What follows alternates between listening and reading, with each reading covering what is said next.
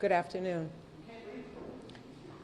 It's been 1,703 days since the murderer committed the mass shooting at Marjory Stoneman Douglas High School. And if this was not the most perfect death penalty case, then why do we have the death penalty at all? There's no doubt about the fact that the verdict should have been the death penalty. I believe that our state's attorneys, all of them, all of our state's attorneys, whether it be Mr. Sachs, whether it be Carolyn McCann, whether it be Jeff Marcus, Nicole, Stephen, Aaron, we could have not had a more perfect state's attorney group. No way. Mr. Sachs told me when we first learned that he was taking this case on, he said to me, I promise you that this will not just be another mass shooting. By the time we're finished with this case, every single person who was murdered, people will know who they are. They will not just be a name, but people will know exactly who they are, will know a face, and will know everything about them. And that's exactly what he did. You talk about being disappointed. We are all disappointed, all of us, because they could not have done a better job. They could not have proven their case any better than they did. We all know their case was proven. But again, we have jurors, and there's no doubt in my mind that somewhere along when they chose their jury, they had to be told, I'm pretty sure, that they would consider the death penalty. Somewhere along the line, one of those jurors had to have said, I know he committed these crimes, I know he deserves to be punished, but I can't be the one to put someone to death. And that is the only way that we did not get the death penalty. My son was murdered along with 16 other people, and this animal, still is going to now have life in prison without parole. And let me tell you something, as far as I'm concerned, he's probably going to get taken out sooner than later if he did get the death penalty. Because we know that a death penalty case, I believe in Florida, takes a lot longer. I think it's somewhere, the average is somewhere close to 18 years, I'd certainly be dead and buried before he would be. So as far as I'm concerned, the fact that he's going to go into some sort of general population, he's going to have to look over his shoulder every minute of the rest of his life. Just the way the fear in him, I hope he has the fear in him every second of his life, just the way he gave that fear to every one of our loved ones who he murdered or the students and people that he harmed. He should live in that fear, and he should be afraid every second of the day of his life. Just to add, about fear, this is what my son saw. He saw the gunman as he turned and pulled the trigger. This is what the jury didn't think was worth capital punishment. Answer me why, how, that my son be shot by this animal like this. People need to see this. This is real. This is not a game. This is not a video. This is not a TV or a movie. This is real. The last thing my son saw was the gunman aiming at him. And let me tell you something, we're not going to stop. I'm going to tell every single person here, we will never stop fighting. We are never going to stop fighting so that these animals can't go into, whether it's schools, movie theaters, places of worship, you name it. We're going to fight with them so we don't have to keep looking over our shoulder and wondering when we send our kids to school or our loved ones go to work at school or go to work anywhere, that we could possibly never speak to them again. We're going to continue to fight, and we're going to make sure that AR-15 and those assault weapons that killed our loved ones are taken off the streets. And that's what we are going to continue to do. Because this should not happen to anyone else.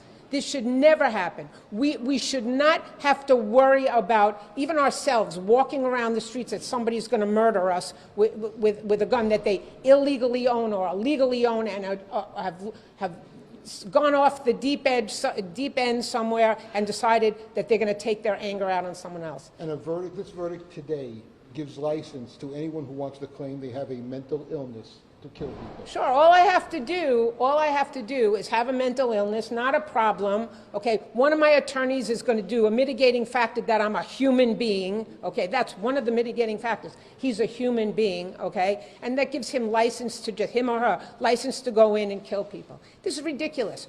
This should be the case that makes people stop and say, oh my God, I better not do that because I can get, I could get the death penalty. This is the case now. You know what? I can do it, not a problem, and I can get off and I can have life in prison without parole. Do you believe that one juror or more lied here on this jury? I won't say lied. No. Maybe when they were originally questioned, they thought they could do it, but when push comes to shove, maybe they realized that they couldn't. We can't damn the jurors. Come on. I mean, if that's how I come across, I apologize. These jurors sat there since July 18th, day in and day out. Let me tell you something. They're the people that we need to give therapy to, because here they are. They watched. They went into the 1200 building. They saw all the autopsy photos. They saw some things that we never got to see, and you certainly didn't get to see. I mean, they did their job, there's no doubt about it. But when push came to shove at the very end, like all of the aggravating factors, they all checked them all off. There was no doubt about that those aggravating factors were all checked off. Some of the other parents did see they were lashing out. I'm sorry, I can't. It's going to have to be one at a time. It's hard enough to hear one. I'm sorry? Your husband once wrote in the Sun Sentinel about having to sit through this and relive it. This was 3 years ago. Yeah, This was, yeah. How do you feel about it now that you've gone through it? 3 years ago, I didn't know a third of what I know through the trial. If I knew what I know now, back then, I would never have said what I said. Okay, this animal deserves to die. He hunted all these people. He planned this for months. I didn't know that he had planned it for months when I wrote that article. No, I take back everything I said in that op-ed. He should die. And you mentioned that some of the parents who preceded you did seem like they were very angry, lashing out at the individual jurors. But you're saying that you don't believe the jurors themselves got the fault. Do you have any sort of understanding of how one of them could have found a mitigating factor to spare? There is no mitigating factor at all that could overshadow, okay, the aggravating factors. There are just none. And I'm not sure, I mean, I can't speak for them, but I'm not sure that, maybe an hour after we were all let out of the gallery, that people's emotions didn't come out in ways that maybe, I'm not sure that it's really anger at the jurors. It's anger at, it's anger at the sentencing. It's anger at the system. Yeah, it's okay? anger, really. It's really anger at I the mean, system. you can't go after a juror. They did their job. They went day in and day out. I mean, it's not easy. But, totally anger at the system. I mean, I know we have a legal system, but is it just? I mean, let's ask ourselves that question. We certainly do have a legal system. I'm not sure it's so just all the time. Justice was not served today. We saw you looking at your son's picture in the courtroom, moving forward, now feeling that justice may not have been served for your son. Is it any different for you when you look at that picture? I know there's no closure, but now are you even more angry or? There's never closure, okay? This is a chapter that's closed. I'm not sure of the epilogue yet because I haven't really been able to process. It's a chapter that's closed. I'm never going to get closure. I'm never going to get my son back, whether it was the death penalty or life in prison without parole. Scott's not coming back, okay? That's just the way it is. I mean, a little aside, if you notice when they were talking about Scott and she was talking about the counts, they had a little bit of tumult, That was my son. There's no doubt that was my son telling us, you know what, Mom, I'm here. But as far as closure, there's no closure. There's no closure when your son is murdered, okay? There is not. And for me, the anger stays here. Every once in a while, the lid gets taken off, but the anger stays here. The anger's always going to be here. And I'm going to tell you something. I never thought that I could be so ugly inside, but I wait and welcome the day that I get that call that tells me that that murderer was murdered in prison. And that's going to be a very happy day in my life. And just one more thing. They talk about the victims, the 17 people who were killed. Every person in the Parkland community is a victim. Everyone. So don't play that down at all, okay? On February 14th, 2018, everyone here was a victim. February 14th is also my daughter's birthday. Imagine how we celebrate or don't celebrate her birthday.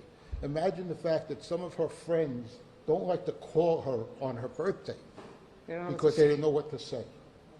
My birthday is February 16th. I was making funeral arrangements for our son on my birthday. Everybody is a victim. There are no survivors of a mass shooting. There's different levels of victimhood, if that's a word. Thank you. Thank you.